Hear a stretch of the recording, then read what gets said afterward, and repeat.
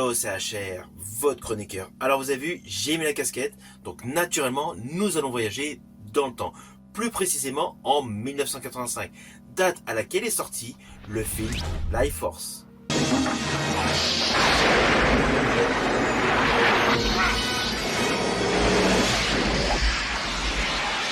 Alors parler de Life Force, c'est accepter d'entrer dans une œuvre cinématographique inclassable. Ce film est un réel mélange de genres. Il y a de l'érotisme, il y a de la science-fiction cosmique, il y a du thriller, il y a du film catastrophe, il y a du thriller ésotérique, il y a pléthore de styles. Cela peut dérouter. Mais lorsqu'on prend son temps pour le regarder une deuxième fois, on s'aperçoit que ce film a tout pour être culte. Avant d'aller plus loin, n'oubliez pas, si vous n'êtes pas abonné, pensez à le faire, pensez à la petite cloche pour notif, pensez au petit pouce si vous aimez et à vos commentaires. Let's go!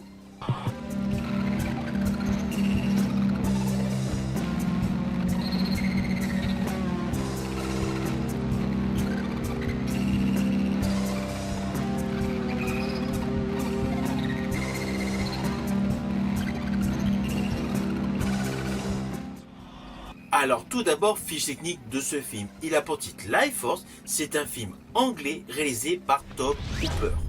Sur un scénario de Dan O'Bannon et de Don Jacoby, d'après le roman de Colin Wilson, The Space Vampire.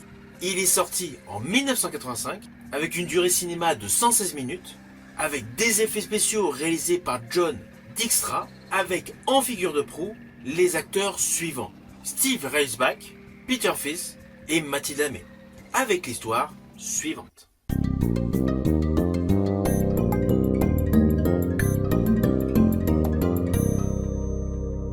Alors évidemment, je vais vous faire de manière simpliste, car en fait le scénario est assez dense et compact.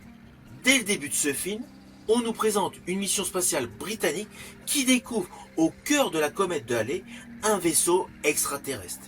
Celui-ci contient 3 corps humanoïdes en état de stase. Évidemment, les astronautes les ramènent sur Terre, mais les créatures se réveillent. Il s'agit de vampires de l'espace qui, contrairement à ce que vous pouvez imaginer, ne se nourrissent pas de sang, mais de l'énergie vitale humaine. Chaque victime vidée de sa force se transforme tout simplement en créature assoiffée. Implicitement, une épidémie se propage. Alors que Londres semble sombrer dans le chaos, un scientifique et un colonel tentent tout simplement de comprendre l'origine story de ces êtres pour pouvoir les endiguer.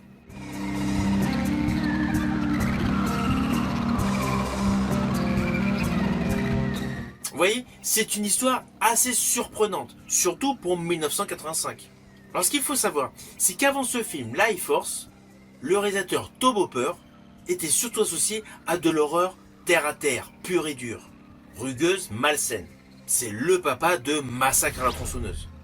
Parallèlement, il avait déjà réalisé un film fantastique, produit d'ailleurs par Steven Spielberg. C'est le film Poltergeist. Là, il était resté attaché à la cellule familiale, à l'intime, à l'intrusion du surnaturel dans le quotidien. Avec Life Force, il change radicalement d'échelle. Pour faire simple, on quitte la ferme isolée de Massacre à la tronçonneuse pour une menace cosmique. Plus de cercle familial, là on est à l'humanité. Plus de peur viscérale, là c'est une apocalypse baroque. Et justement, avec ce film Life Force, c'est passionnant de voir Tobe Hooper tenter un film opéra. Ça beau être dans l'espace, le film est presque gothique, nourri d'images gigantesques et d'une sensualité morbide, genre qui évoque davantage le cinéma fantastique européen. On est très loin des films d'horreur classiques américains.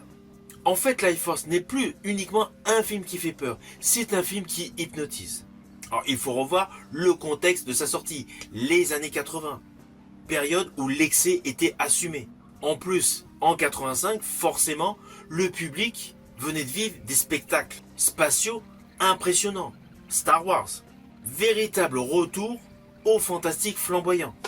Parallèlement, dans Life Force, il y a une nouvelle représentation du corps humain, avec beaucoup de liberté. Du coup, plutôt que de choisir la prudence, le réalisateur Tobe Hooper a choisi la démesure, les effets spéciaux visibles, parce que c'est clair, vous allez vous en rendre compte, la théâtralité, et le romantisme noir. Je dirais même que c'est le point culminant de ce film. En fait, ce film Life Force est une véritable œuvre qui ose le mélange. On y trouve donc la SF, du mythe vampirique, de l'horreur, mais surtout pour l'époque, une dimension érotique. Ceci dit, la grosse innovation, c'est le fait que les vampires ne se nourrissent pas de sang dans ce film. Donc on n'est pas avec des vampires traditionnels. Là, les vampires absorbent l'âme, l'essence même de la vie. Cela transforme le film en quelque chose de presque métaphysique. On est beaucoup plus proche d'un cauchemar fiévreux que d'un récit rationnel. Et dans cette optique, l'étrangeté devient une qualité. Alors, dans ce film, Mathilda May a une présence magnétique. Rien à voir avec les films dans lesquels elle a joué. Dans ce long métrage, elle devient icône de manière immédiate. Et ce qui est le plus marrant, c'est que son personnage, sur toute la durée du film, est en fait pratiquement muet. Elle n'a pratiquement pas de dialogue. Elle a un côté très mystérieux, un côté inhumain et pourtant fascinant. Elle incarne à la fois la tentation, la mort et une forme de pureté extraterrestre. Son jeu repose moins sur le dialogue que sur sa posture, ses regards, la manière de se déplacer. C'est radicalement du cinéma physique. Et en plus, on va pas se mentir, elle est sculpturale. Sa nudité crée une étrangeté, une distance, et elle n'est pas du tout offerte aux spectateurs. C'est justement ce qui la rend mémorable. À cela s'ajoutent des effets spéciaux de très bonne qualité, n'oublions pas que nous sommes en 1985. Alors oui, il y a des petits défauts de patine, mais il n'y avait pas le tout numérique d'aujourd'hui. Même si les transformations, les corps desséchés peuvent faire rire à certains moments, pour l'époque, c'était topissime. Le Londres en plein chaos possède une ambition gigantesque, même si les effets sur une télé haute définition prennent un coup.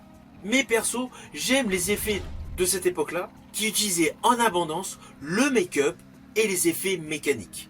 C'était beaucoup plus artisanal, certes visible, mais un certain cachet qui malheureusement n'existe plus dans les nouveaux films, où tout est parfait.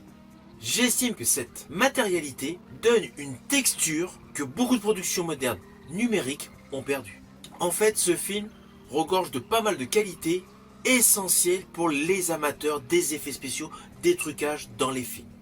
En plus, il y a une vraie tension dramatique, le film évolue au fur et à mesure qu'on avance dans l'histoire.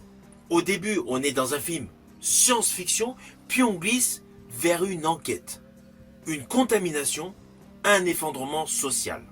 Alors le délire mystique final peut faire sourire, mais il est logique au vu de l'histoire. En fait, ce film a un récit qui tourne en spirale. C'est pour cela que je l'ai visionné une deuxième fois, car le deuxième visionnage est vraiment nécessaire. L'histoire veut impacter pas mal de personnages, du coup on peut s'y perdre. À un moment dans le film, on peut être perdu. On se demande mais pourquoi il y a ça, pourquoi il y a ceci. Mais en fait, au deuxième visionnage, on s'aperçoit que tout est logique. En fait, le final, qui peut paraître absurde, devient logique. On s'aperçoit que la conclusion opératique, tragique, amoureuse est logique. Et là, ce thriller surnaturel prend tout son sens. Un véritable romantisme noir inattendu. Car au fond, ce film Life Force raconte aussi une histoire d'attraction fatale. Le lien inexplicable entre deux êtres. C'est pour cela que j'estime qu'il y a presque du conte gothique dans la colonne vertébrale de ce film. Car in fine, le réalisateur Tobe Hooper parle du désir comme d'une force irrésistible et cosmique. Quelque chose de bien plus grand que l'humanité.